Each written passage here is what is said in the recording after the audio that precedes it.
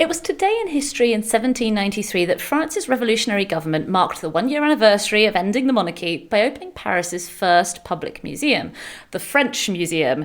And if you're thinking you must have missed that one on your last visit, have no fear. The museum we're talking about is now known as the Louvre. Yeah, so this was the first anniversary of the storming of the Tuileries Palace when the monarchy had been overthrown and King Louis XVI arrested.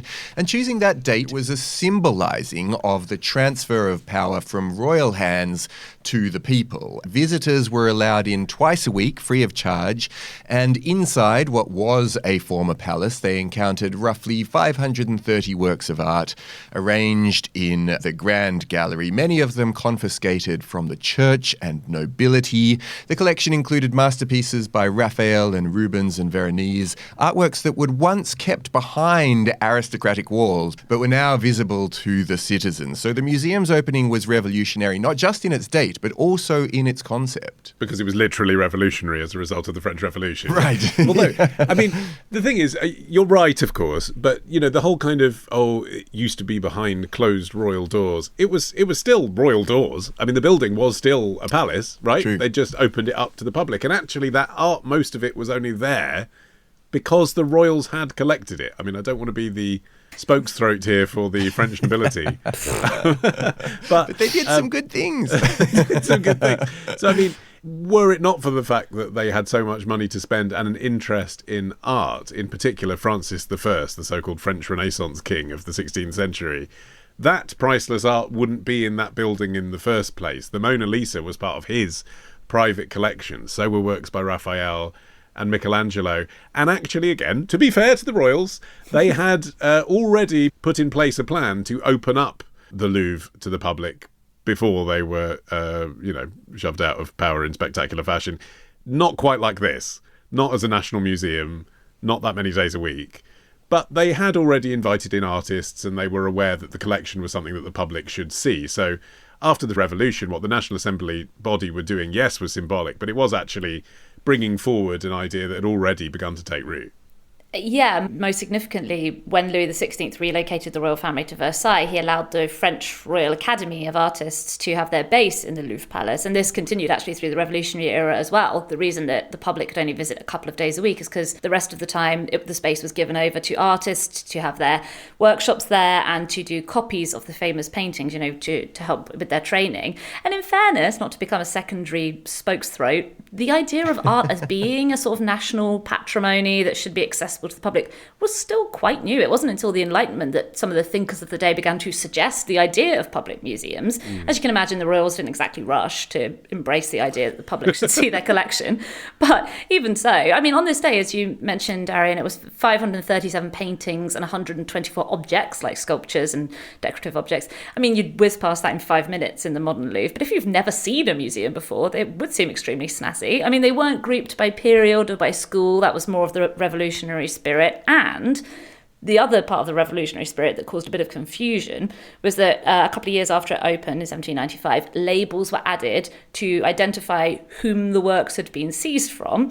But the less savvy visitors ended up assuming that, say, like a bust of Aristotle was actually some deposed prince because they didn't really understand what they were looking at. But that was sort of the point, really. The point was to say, look at all this stuff that we've got, look at all this stuff that's being shown to the public, rather than necessarily the artistic side of it. I found a quote from 1799. A newspaper correspondent reported among the visitors was a young soldier with his parents and his sister, and they're described as being good village people who had never seen any art beyond the sign of the local inn or the smoke-covered daub above the altar. So this really was, for a lot of people, the first time they were ever seeing paintings by real artists. Yeah, and I think that's the thing, that even though, yes, we may be able to credit the wealthy with having had the opportunity to bring these vast collections together, they didn't want to share it with anyone. And so this was a really big change. And you're right, as early as 1775, proposals had been floated to turn the Louvre into a museum. But the monarchy was like, no thanks, I think we will keep our treasures to ourselves. All right, comrade.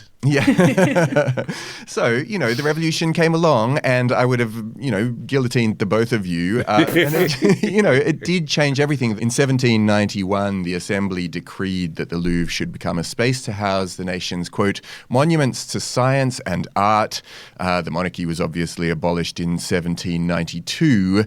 And with it then, in 1793, the National Convention passed a decree officially establishing the museum. And within just 2 weeks, curators and artists and volunteers scrambled to try to do this work of cataloguing and arranging and trying to hang the works. And by August the 10th, then you had this thing that was ready to show. It had been this royal residence and now it was something totally different. Well, yeah, almost totally. It actually only became fully a museum in 1993. For the building's 200th anniversary as a museum. They're very conscious of their dates and symbolism, aren't they?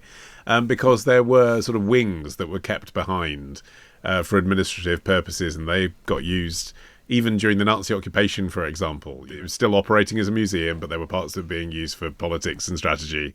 And it was only in 1993 that a wing that had formerly been occupied by France's Ministry of Finance was finally rebuilt and open to the public, and now the whole thing is a museum. Well, in the first years of the museum's operation, there were long periods of time where you couldn't see any of the paintings at all because it would open and close sporadically. And that was because the Louvre Palace was in such poor condition. But the revolutionary government didn't want to spend a lot of public money restoring what was essentially a royal palace. So they would just keep closing it, reopening it. And the reason that it was able to get to a place where it was open constantly, again, it comes back to Napoleon once more, because he was really, really passionate about the Louvre. I mean, not for completely public-spirited reasons. Apparently, he would have the Mona Lisa brought to his bedroom just so he could have it there and look at it. But his imperial conquests did greatly swell the museum's collection. Some of the items were returned to other European countries after his defeat, but much of what was taken from Egypt particularly was kept. And in fact, 2 new wings were added to accommodate those new collections specifically. And then further adjustments were made under Napoleon III in the 1850s. That linked the Louvre with the Tuileries Gardens, which was a long-standing ambition. Also raised lots of sort of random buildings that had been in the courtyard. And it was during this renovation, overseen by the architects Louis Visconti and Hector Martin Le Feuille, that the statues of the 86 famous French figures were added around the Cour Napoleon, the ones that you look at today during the interminable wait to go in. And to go in via the pyramid. I mean, the other funny thing is that it's not until 1989 that the pyramid was added. That's when this new project, spearheaded by then French President François Mitterrand, was sort of dreamt up. And the idea was to modernize the museum and to, even though you wouldn't know it, make it more accessible. Yes, huge queues were the upshot.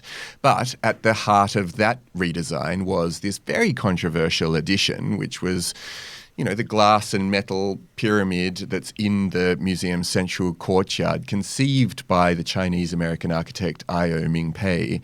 And this was going to be the new main entrance. And the idea was that you then funnel visitors underground to the vast concourse that you do get sent into these days. And then that would allow you to connect to all the various wings of this now enormous and sprawling palace. And that from that central point, then you can disperse and see the particular bit that you're interested in. Or join a big queue to go and see the Mona Lisa, which is what everyone does. Yes. So, I mean, true. I love the pyramid. I think it's beautiful, but it is now structurally outdated. It gets overheated during the summer. It's too noisy the rest of the year. And they have this issue that 80% of the crowds come to see the one painting.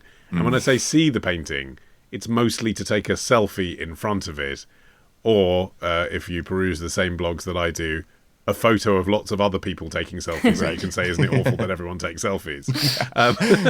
I'm not the tourist problem. You're the tourist problem. Exactly. So I'm a content creator, mate. Yeah. And it's got so bad that now they are going to create a separate gallery just for the Mona Lisa with a separate ticketed entrance just so that all the Philistines, which is 80% of people, can go and see just that. I was going to say, hear me out. What about it's a big door that says Mona Lisa this way, and then when you open it, it's just an enormous pit. Now, this episode first aired last year exclusively to members of Club Retrospectors. Join today and unlock a new episode this Sunday.